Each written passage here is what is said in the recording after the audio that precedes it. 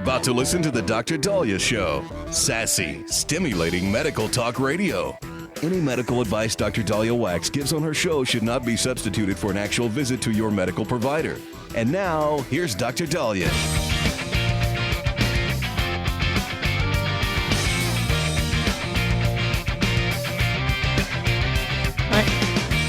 We are back on the Dr. Dahlia Show. Thank you all for tuning in. 1-877-Dr. Dahlia, 1-877-DOC-DALI. So micromanaging or macromanaging, which is better? Well, we're going to be getting a lesson as we are watching the Senate hearings or the Senate review process on confirming Mark Wayne Mullen, who is replacing Kristi Noem. And I guess one thing that was asked as of Senator Mullen, if he would do, would he revoke Kristi Noem's policy that she would personally review all DHS awards over $100,000? He said that's called micromanaging. I don't know if the secretary put that in or someone else did. I'm not a micromanager. We put people in.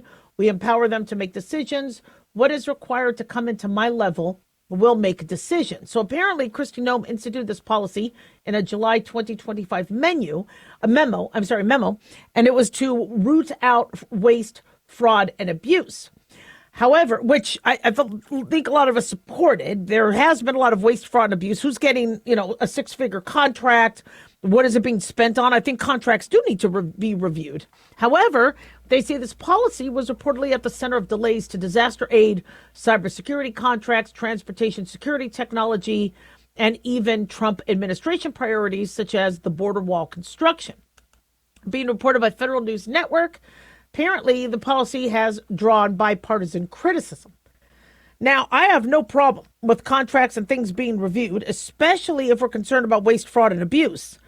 But if nothing's getting done, or you don't have the people to do that, that could be pretty tricky.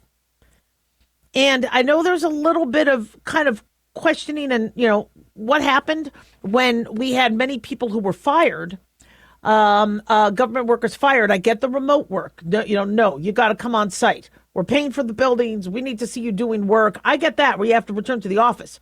But a lot of people lost their jobs. Well, if those people who lost their jobs were the ones that were kind of rooting out waste, fraud, and abuse, I'd like to get them back. That's just me. So Mullen is currently serving as the junior senator from Oklahoma.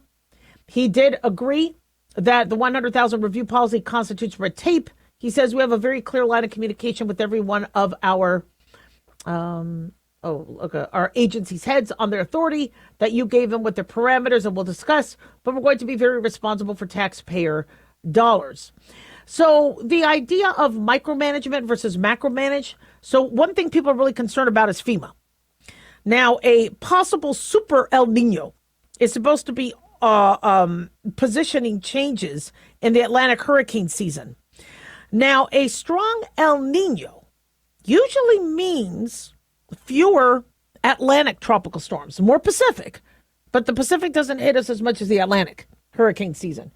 However, even if they think, maybe we won't have as bad a hurricane season, and we don't have the predictions yet, we usually get them from Colorado University, we still want to make sure FEMA is on board and FEMA is robust and can have the aid it needs and go out and do what it needs to. FEMA has been criticized because of the BS that happened 2 years ago, where FEMA heads were texting staff basically suggesting if there's a Trump sign in their front yard to don't go there. Now, their excuse was, because people with a Trump sign may attack you. Well, I have never heard of somebody needing FEMA help who was Republican and not Democrat attacking a FEMA worker for helping them. I've never heard of anything like that. But that was the excuse. Really? They're not going to help people with Trump signs in their yard? That was disgusting. And so obviously Trump was like, this, he wanted to quote unquote get rid of FEMA. And then Kristi Noem said FEMA should be eliminated as it exists today. Now, it shouldn't be completely eliminated. We do need the Federal Emergency Management Association or agency. We do need that. But there were a lot of staff cuts. And so, as a doctor, it's interesting because I am more of a micromanager. I didn't want to be. When I opened my office years ago, I was like, look, I'm hiring a manager. I'm going to entrust that manager. I'm going to entrust the individuals to do what they needed to do. And time again, I was disappointed. One of the managers would order toner and then take it home and sell it on eBay. Well, I can't trust this person. Then we had a biller billing pap smears on men to Medicare, and another biller who opened up a mailbox in California saying, send the checks to this mailbox. And luckily they contacted me. Somehow they got a hold through her to me. And I'm like, no, I didn't authorize that. And then when I had somebody, again, another manager who was supposed to be in charge of the referral logs to make sure abnormal mammograms, were sent to oncology and or set up for biopsy, and prostate abnormal PSA sent to urology. They lied to me for 2 years saying they were doing that and didn't. And so I learned to oversee everything. I didn't want to, but when you're a doctor and you're talking about life or death, you had to. And we kept firing people, keeping the good people, firing the one. But unfortunately, even the good people, when their husbands had to move, or we had one we loved, she was amazing, but her husband got shipped to overseas, so she went with them, understandably so. Even the good people can't stay long term because they have to move, and so I don't want to, I don't want to BS you guys, but I had to become a micromanager because I didn't realize how much bad things were not, what things were not getting done. And I did not want to lose any patients. And I wanted to make sure every mammogram got addressed. I wanted to, even if I did it myself. And that's why I would be at the office till 10 o'clock at night. I'd answer the phones. I'd do filing. I wanted to see everything. One of my friends got sued. Luckily, I've never been sued because the order to his staff was any abnormal labs put on my desk. If the labs are normal, sign off or let it go. Well, there was an abnormal lab that never got to his desk. That can't happen. 1-877 Doc Dolly, don't go away.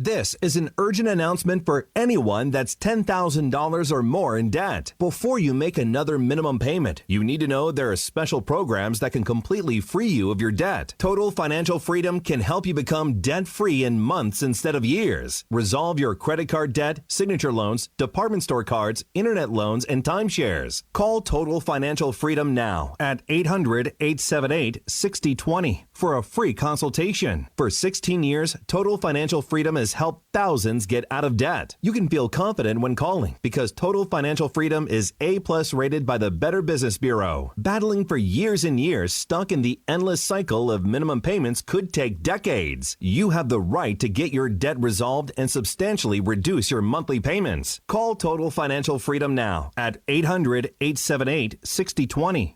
That's 800-878-6020. 800-878-6020.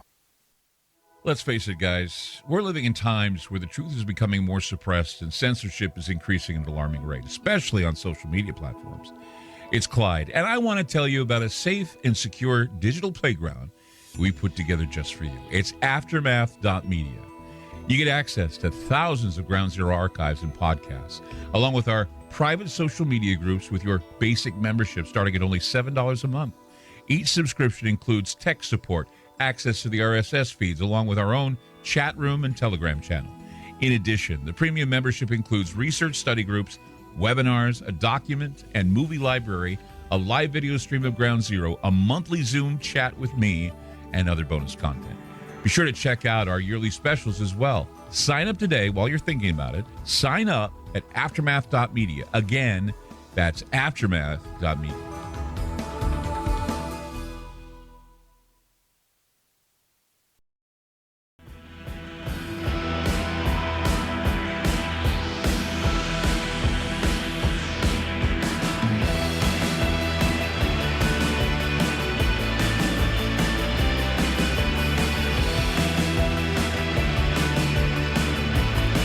right.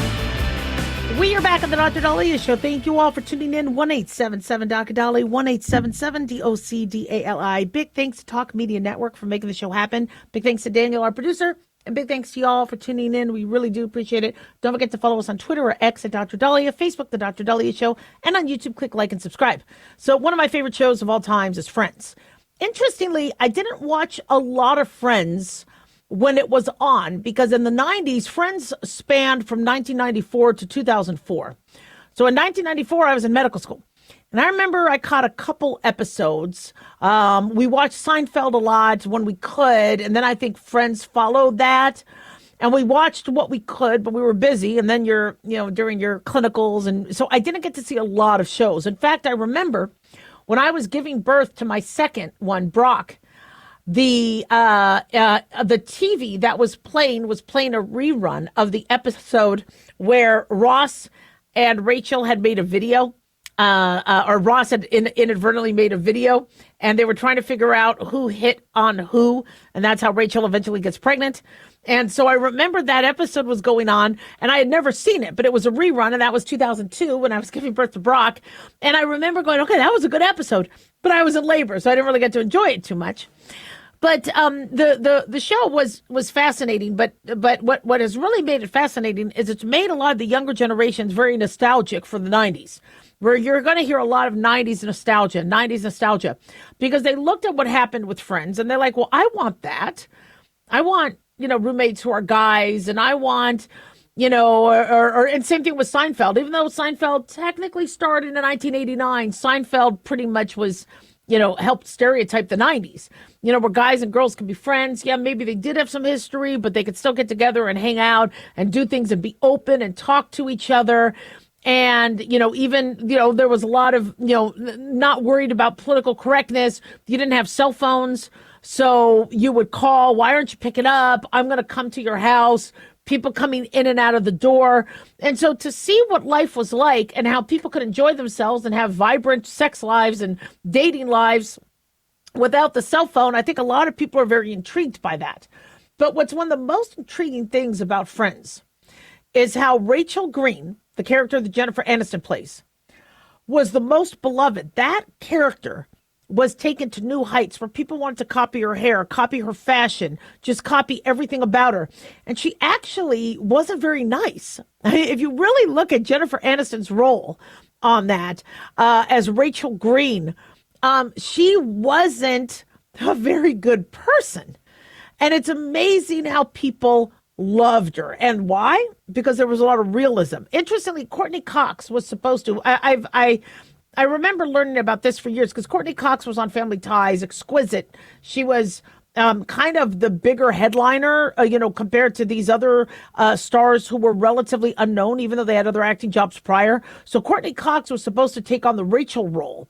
And she read it and she says, I think I would be better as Monica. So then they had to cast somebody who ended up being Aniston's dad was in I think Young and the Restless. So they ended up, even though she had roles prior, and it was like overnight success. Now, apparently the producers struggled a little bit because they're like, people are going to hate her. They're going to think she's stuck up, full of herself. They're not going to like her. She's going to lose Ross's pet. She's going to, cheat on her with her ex-husband, who is now married to her best friend. Although everybody thought it was justified because they cheated, and she left. She walked out on the wedding, and she, here's Monica getting married, and Rachel's like, yeah, I'm only maybe 10% jealous, or I'm only this percent jealous, and then she steals Jean-Claude Van Damme from Monica. That wasn't cool. And so you look at, you have this person who is not really the best roommate, not the best friend, and you're surprised that throughout the season, she ends up being the most lovable. Well, why? Because there was a realism to it. And so when people are like, oh, I'm so happy for you. Oh, I'm so happy for you. Well, it's interesting because when I got engaged, I was, getting a rare moment where I could actually eat lunch. So I'm walking with my tray over to the table, in the lunchroom, and one of my friends gets up, and I could hear her say, I just can't be around somebody whose life is better than mine right now. And I felt bad. And I was like, I wish she could sit down and we could talk about this. But the truth of the matter is one of your friends gets engaged and not everybody's happy. They feel sad or they feel like something's wrong with them. That's very realistic. It's not all about why isn't everybody happy for me? Why isn't, and so one thing I really credit with the Gen Zs and millennials is everybody thought that they would be in La La Land, unrealistic because of the filters and all that. No, I think they really learned a lot of realism, and I think they learned to pick up fake maybe better than the older generations. Even my husband, he's like, look at this great video, and I go, that's fake, that's AI. He's like, no, this is a real video. I go, it's fake. It's like, now I think honestly, I probably 90-10. All I have to do is guess fake, and I'm probably right. She's beautiful. Her breasts are fake. Huh.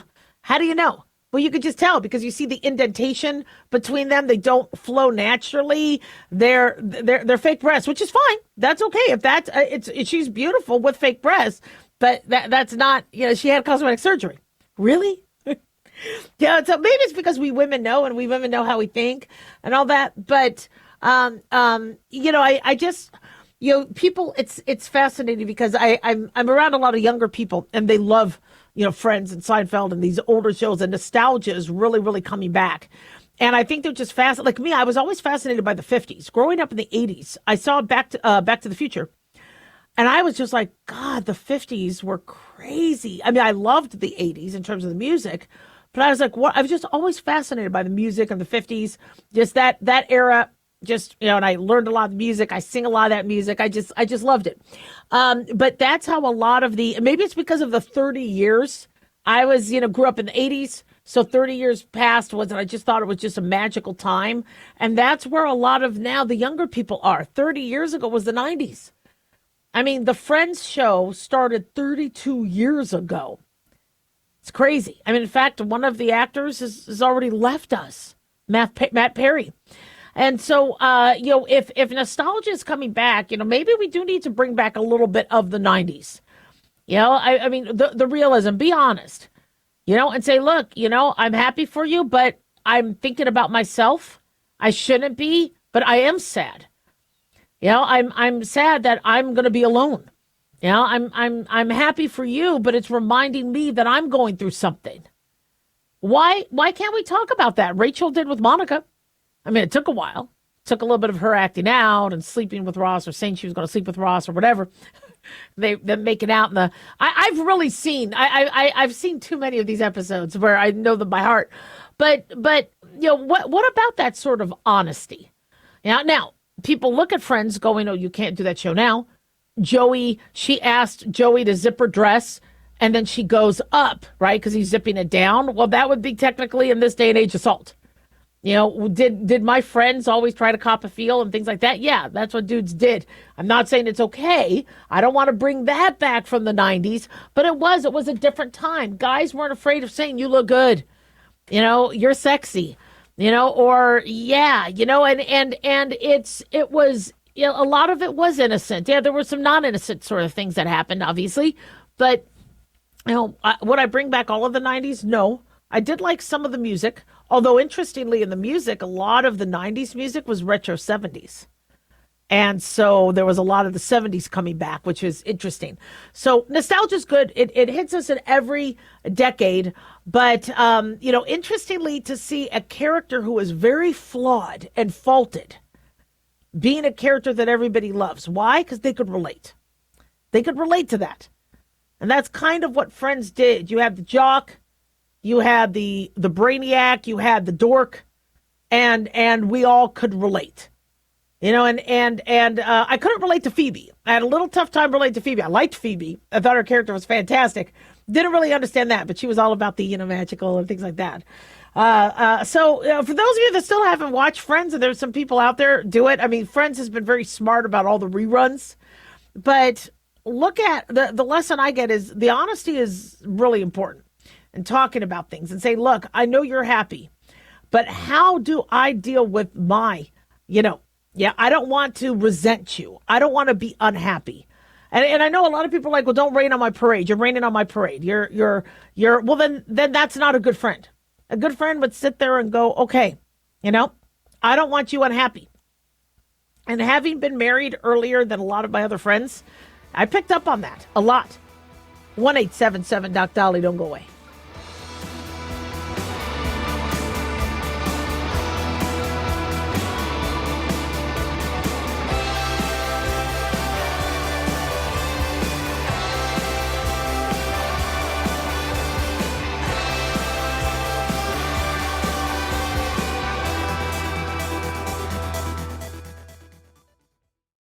At Hot Shot Secret, we share the science behind common diesel problems and their solutions. For example, Diesel fuel cetane levels.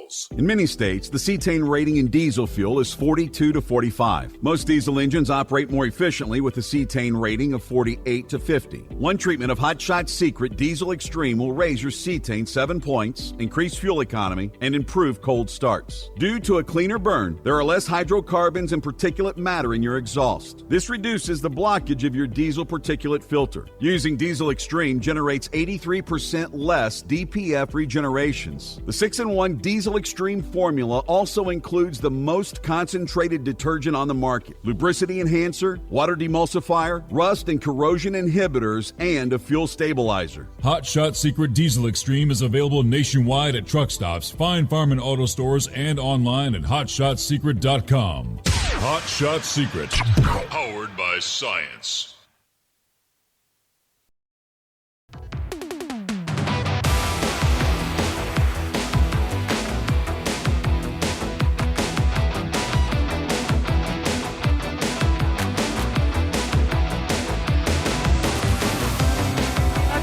Show. Thank you all for tuning in. 1-877 Doc Dolly, 1-877 DOCDALI. So we're being told that 8 in 10 Americans who re-enrolled in the Affordable Care Act marketplace say their healthcare costs are higher this year.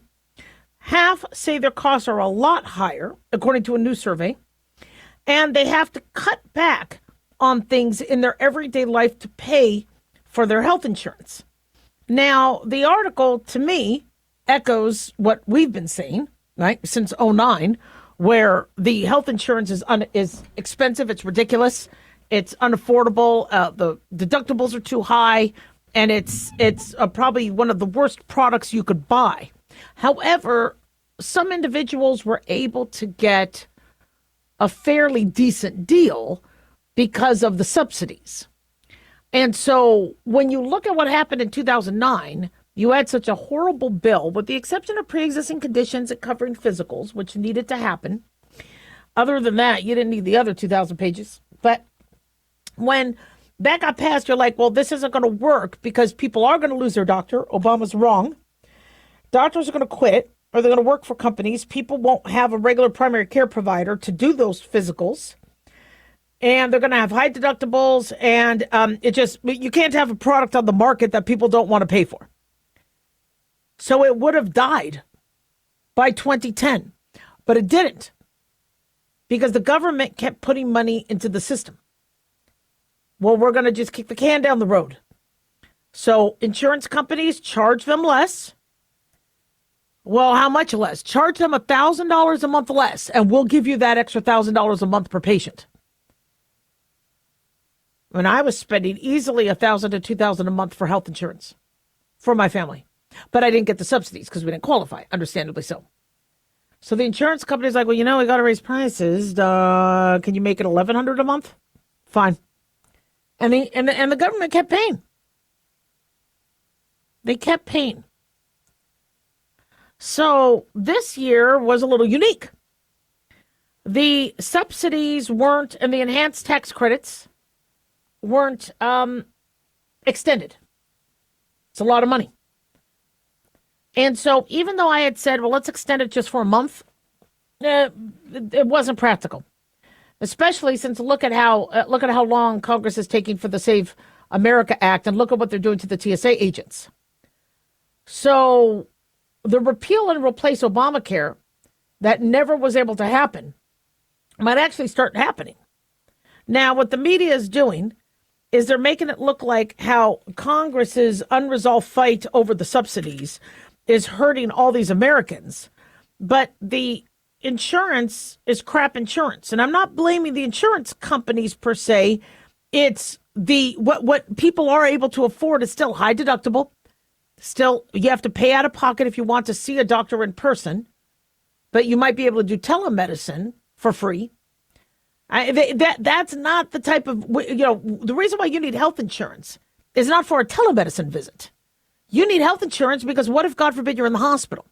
You need health insurance because what if, God forbid, somebody doesn't see that melanoma? I want that melanoma caught early. I want colon cancer caught early. Then I don't have to end up in the hospital and needing all sorts of surgery. And that's not happening. So, interestingly, one of the persons they interviewed for this article. Now, this article is from the Associated Press. And let me give the name. Priscilla Brown. Priscilla Brown, and this is the person they interviewed with this. Last year paid $0 toward her health insurance premiums. This year, her new plan costs $17 a month and has a higher deductible. Now, $17 a month. I mean, that's still amazing that there's a health plan that you could buy for $17 a month. I wonder if that's a typo. But the plan has a higher deductible. You see, these insurance companies, how do they save money? They do the deductible scam. Where, all right, you're paying us premiums, we're giving you health insurance, but you can't use your health insurance. Why not? Why can't I use my health insurance? I just paid you premiums. Well, because you haven't met your deductible. Well, what's my deductible? $8,000? What does that mean? Well, it means you have to come out of pocket $8,000. Let's say a doctor bills you and we wipe off, 70% of the price and you owe that doctor $35. That $35 goes against that $8,000. So then you only have $7,965 to go with your deductible. Well, I'm not going to spend that much, or I hope I don't. So I still have to come out of pocket? Yep. And then by the time somebody does maybe finally reach that point, it's December 28th. All right, it's December 28th. Finally, I met my deductible. All right, good. I could use my insurance. Well, actually, for only 3 more days. Why? Why is that? Well, because January 1, it all starts over again. What? You mean that $8,000 deductible that I worked all year to wheedle down? I only have 3 days to see the doctor. Yep. Hold on, I'm going to go call Dr. Smith right now. Hi, Dr. Smith. Can I get in? Next available appointment is April of 2027. Are you kidding me? So it's a mess. And now Miss Brown said she learned this week that a new refill of her medicine was going to cost more than $150 and said she almost passed out. So she filled her car with only half the gas she needed, knowing she needed the money for her medication. So you see, the insurance already is raising the price. They were going to raise the price whether the subsidies kicked in or not. So I know people are saying, well, they raised the prices because of Trump. No, they had to decide on their prices months before the subsidies were decided not to be continued. And we've been seeing this. I've been seeing this because I don't get subsidies, and I'm seeing how much more expensive everything is. It's ridiculous. My husband has diabetes. To get Ozempic for his diabetes, it took over a year. Finally, we got it down to a copay. Although one pharmacy still charged him hundreds of dollars because the other pharmacy didn't have it. So he went back to the regular pharmacy. But still, it took at least a year of him spending hundreds of dollars a month, thousands of dollars for the medication until finally insurance covered it. So Trump might be right, where eventually nobody's going to want to buy a crap plan. Nobody's going to want to spend money on insurance because they need that money for their medicine. And now there's all sorts of opportunities to get your medicine cheaper. You could get good RX coupons. In fact, I'm hearing a lot of people are not using their insurance. Their medicine is more expensive on their insurance. So they're going to Good RX or Trump RX to get the prescription, as long as it's not a government-funded insurance, and then they're paying the cash pay. So they're not even using their insurance. So at some point, they're going to say, I'm not buying this product. Now, that's frightening, though. We do need insurance, especially with what's going on with the hospital. But at some point, if you have a product that nobody wants to buy, people will stop buying it. And then what happens? The price goes down. So we need individuals to say, no mas, I'm not doing this anymore. You want me to buy your plan with an $8,000 deductible? Then you better take $8,000 off the price of that plan. Oh, we can't do that. Medicine costs too much. Well, then maybe they also need to negotiate with Eli Lilly and Novo Nordisk to get the prices down. That's what Trump did. He's like, no. We're not going to be spending $1,200 for an Ozempic shot. So 7 in 10 people decide to stay on the ACA health insurance. But their plan changed. And 1 in 10 dropped coverage altogether, and they are now uninsured. We don't want them uninsured. But if I was an insurance company and I saw that there was a market out there for people, I would say, look, just pay me this and we will give you a plan. Now, under the ACA, that plan has to have those 10 essential components, including they're going to cover physicals. They won't, ban you from pre-existing conditions being covered and things like that. But, if everybody could hold out a little longer, we could maybe get insurance companies to not be overcharging and giving us horrible plans. 1-877 Dr. Dolly.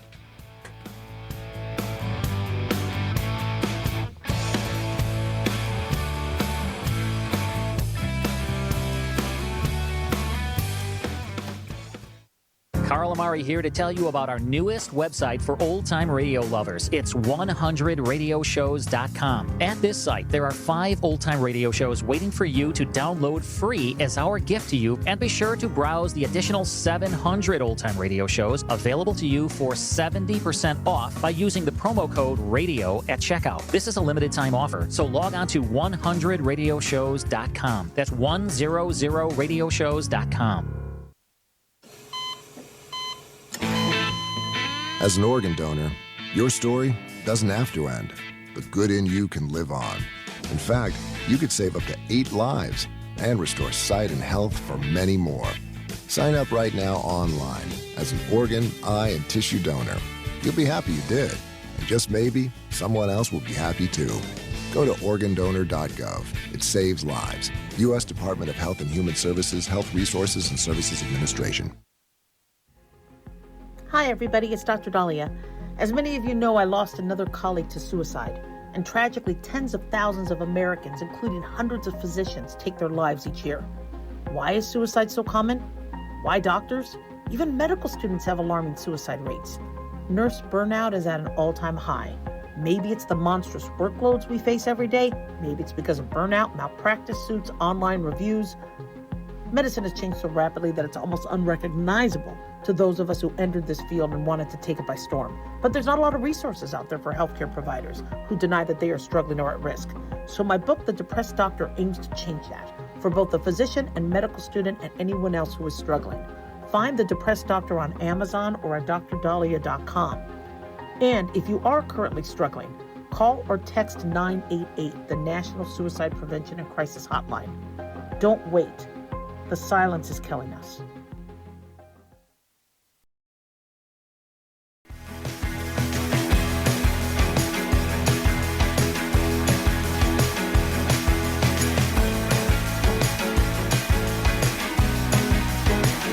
And we are back on the Dr. Dahlia Show. Thank you all for tuning in. 1-877 Dr. Dahlia, 1-877-DOCDALI. So a new Canadian study has revealed that ADHD medicines have more than doubled since the start of the COVID pandemic. Now, the trends in Canada is mirroring the similar surges we see in the U.S., Australia, UK, and Finland, according to Fox News. And many mental health professionals, as well as us doctors, are seeing the same thing, where it seems like everybody and their brother or mother are on ADHD medications, and a lot of older individuals.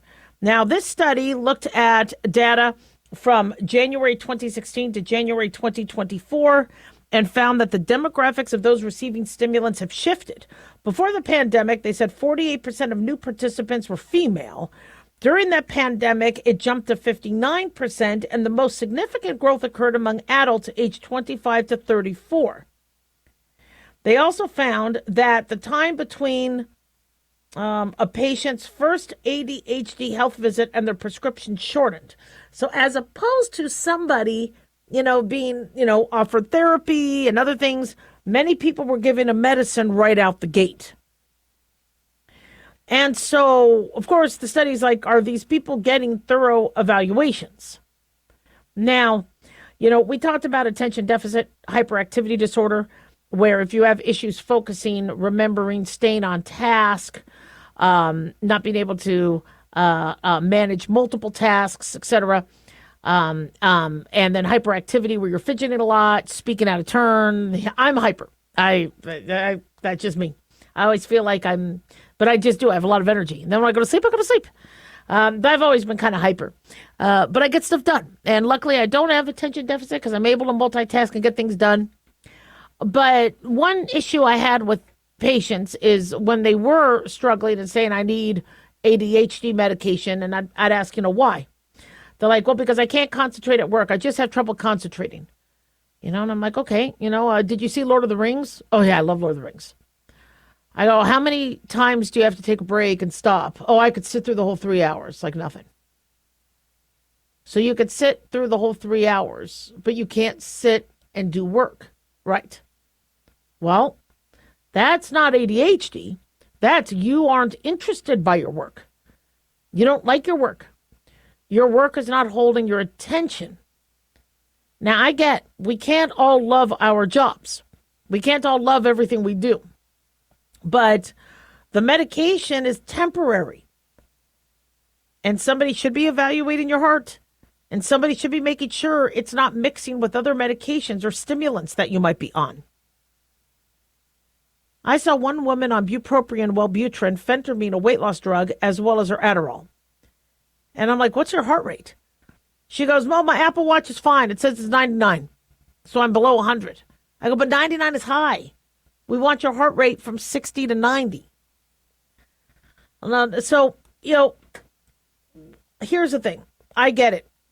That when I have work to do, I have to take another class. I do disability exams for the state.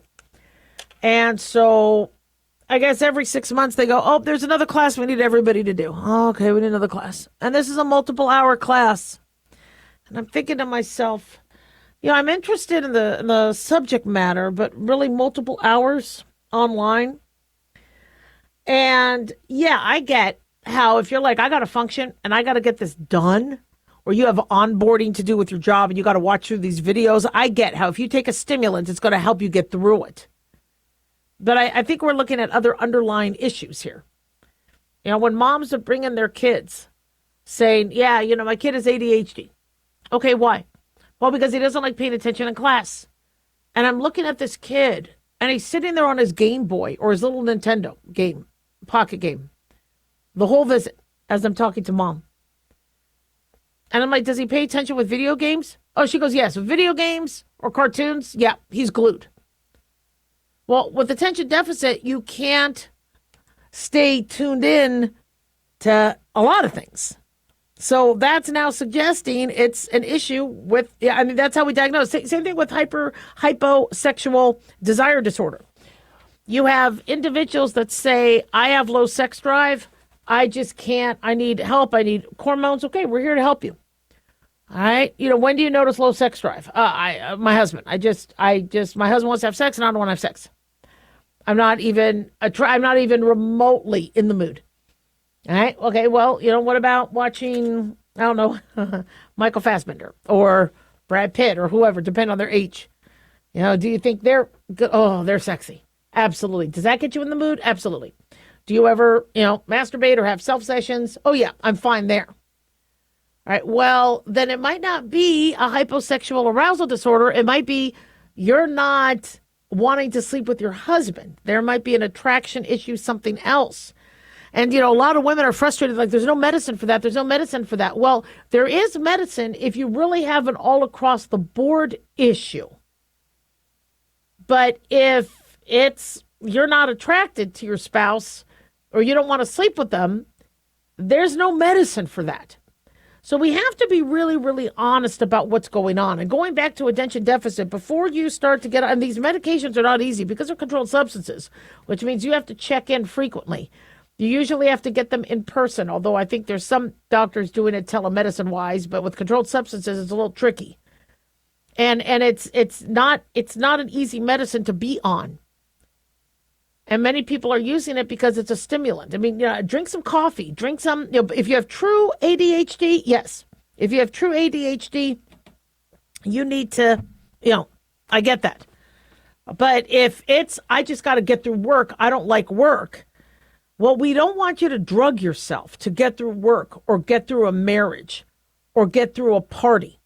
I had one patient who kept getting painkillers from his orthopedist. And I'm like, you've been on this medicine for a long time. Are you in that much pain? Yeah, I'm in pain, but my orthopedist gives it to me, so don't worry, you don't have to. And I'm like, what's hurting? There's other things that can be done for your pain.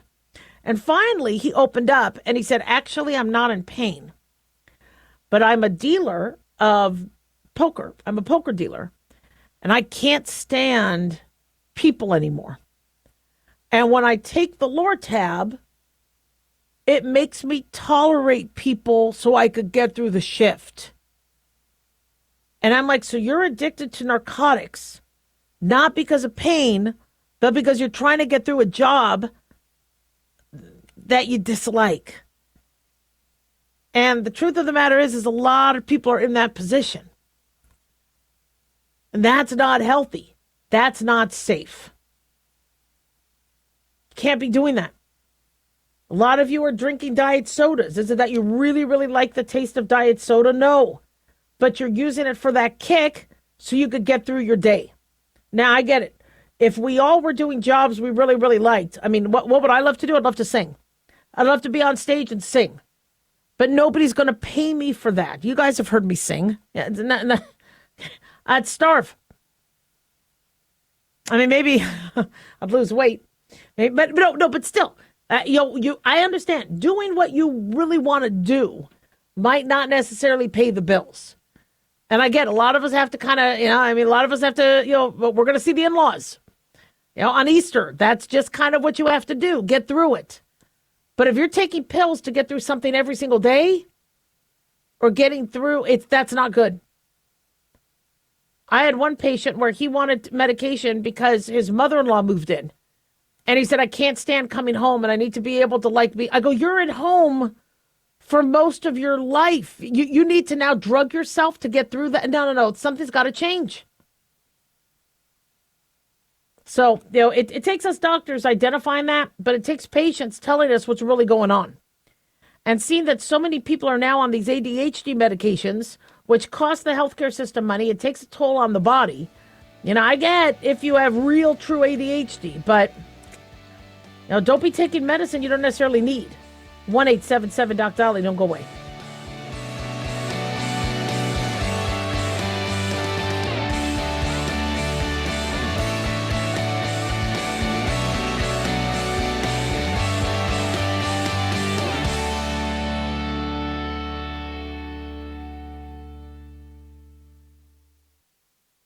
Can you believe, with all the recent violent protests, looting, and destruction, some areas are considering either defunding or abolishing the police? At a time when America's neighborhoods need the protection of police the most, some elected officials would rather create more chaos by playing politics. If you're sick of elected officials caving in to demands of the radical left, you're not alone. It's time we stand up and declare our support for local police. The majority of police officers are important partners in protecting our God-given rights. If you prefer freedom over chaos, then learn how you can help protect the local police that serve your community. Call today and request your free Support Your Local Police info packet. Dial 800-JBS-USA-1. That's 800-JBS-USA-1. Request your free Support Your Local Police info packet by calling 800-JBS-USA-1 today.